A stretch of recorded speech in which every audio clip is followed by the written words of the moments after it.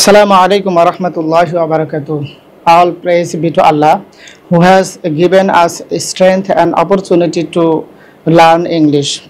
The English language is the international language. That's why I try to learn English.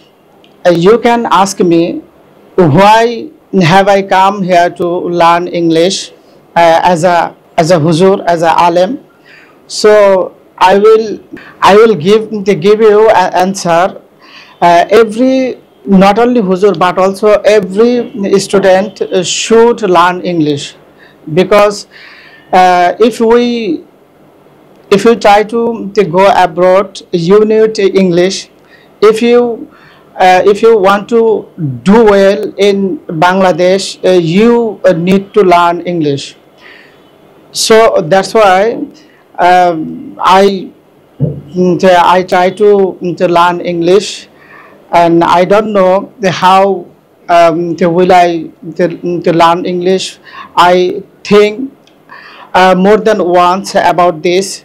So first of all, I visit a lot of institute.